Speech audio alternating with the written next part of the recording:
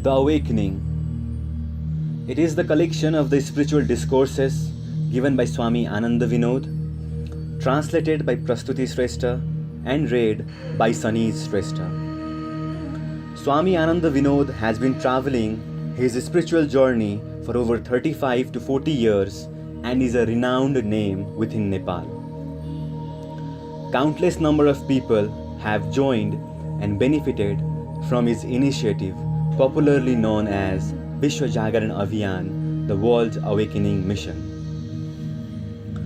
Dear listeners, you may consider his words to be an insane man's outcry. But once you have read or listened to this book, I am sure that your journey towards the truth will begin at whichever level you are. This book shall be a great help for you on your spiritual path, and thus the name, The Awakening, a friend for the truth seekers.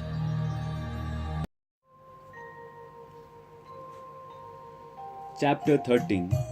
The Ultimate Miracle. Dear seekers for the mystery of truth, all my best wishes and warmth to you. Here I want to share some of my words that include some of your queries about miracles. Let us commence. Honorable spirits, let me disclose to you a bitter fact that human beings have been the ones who are skeptical of their own strength. They think of themselves as too weak. Due to this, they are victimized by several worldly pains and miseries. This pain has even been proportional to the economic status of the people. When people are unsatisfied with their economic status, they feel themselves to be weak and they begin to search for miracles.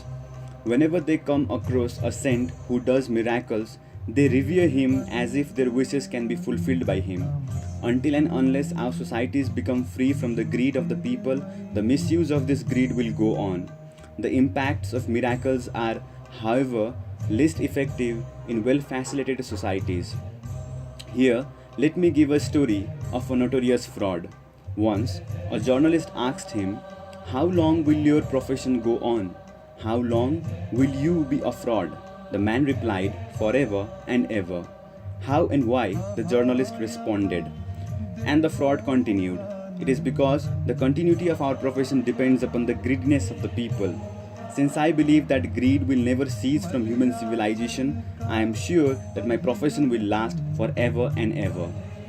People are much more attracted to miracles performed by saints or religious people. Yet, when people go to the lotus feet of the spiritual masters such as Buddha, Kabir, Nanak, Mahamati, Osho, etc., these masters do not fulfill our worldly wishes but instead break our expectations, our greed. They do not misuse our greed, our hopes, and our expectation for the fulfillment of our wishes. Even in many religions, some so-called religious people present their miracles in front of people and victimize them.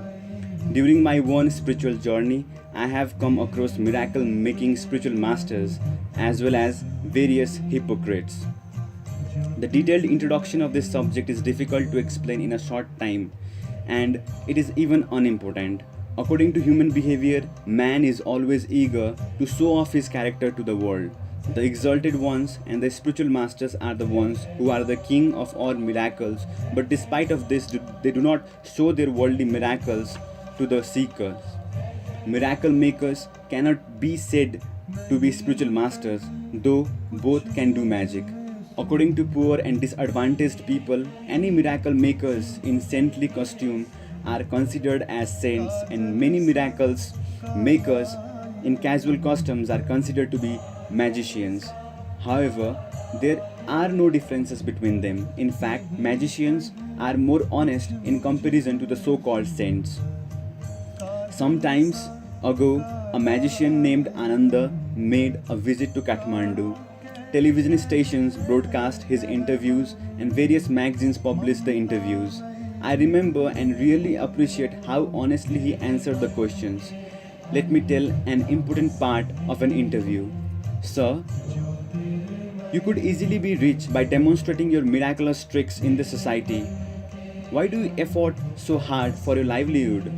The magician replied, "It is easy for me to cheat others, but how can I cheat the Supreme within me? How can I ever cheat myself. Magicians share their tricks as magic. However, if any saint shares his tricks, he states it as a miracle. He claims it as a divine power to cheat us. If we are to decide whether a person is a spiritual master only by the miracle he does, PC Sarkar or Ananda should have been the real saints. According to me, there is no any relationship between religion and miracle making.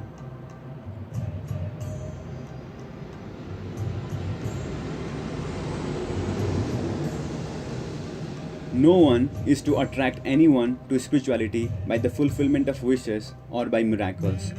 If a person is attracted to a religion without any kind of a greed, he is the one who is eager for the day to come when all his wishes, every single wish, is dissolved.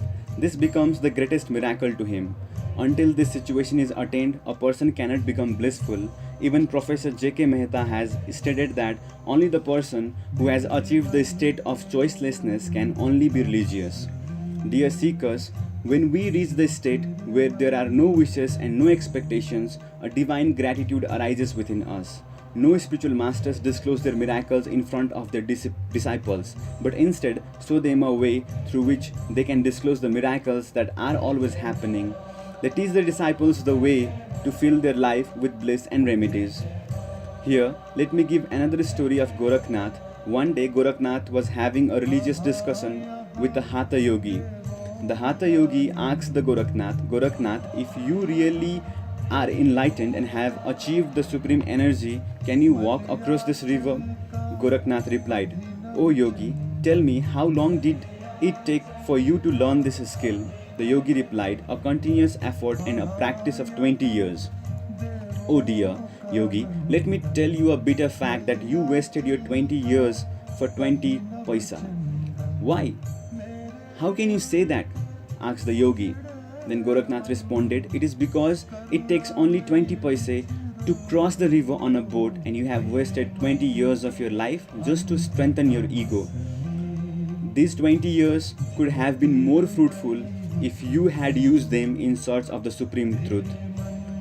You would have not only gained the ability for this miracle, but also the opportunity to know the ultimate miracle. The miracle of extinguishing the fire splashing petrol does nothing for a seeker to find his destination.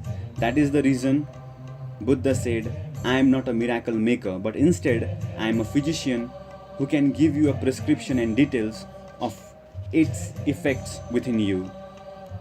Dear seekers, why do you run after the miracles of a magician? If you look consciously into the world, every single molecule of nature made by the Supreme reflects miracles in front of your eyes. The dance of the rustling brooks, the brightness of the blue sky, the millions of changes in each season, and overall, the universe as a whole is enough for us to realize the miracle of the Supreme. Let us salute to this divine miracle. Let us give up all sorts of unnecessary things and feel ourselves as a part of this miracle. At last, dear seekers, I would like to say that you yourself are the miracle. Your existence is the miracle. Please realize and use this miracle. Surrender yourself unto the ultimate miracle. Let us cease to do miracles in order to let the ultimate miracle happen. By sharing these feelings, I would once again like to share my warm wishes to you all.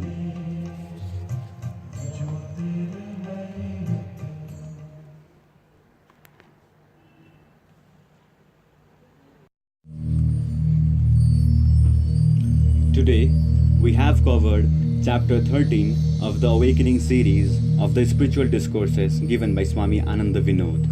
Our next audio will cover Chapter 14 of the same series, in which Swamiji has inspired us to be a true rebel, and he encourages us to embrace the true spirituality, true religion, and true master, which is an act of a rebellion.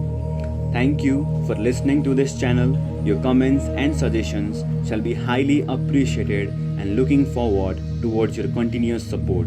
Subscribe to our channel if you like our audio. Thank you.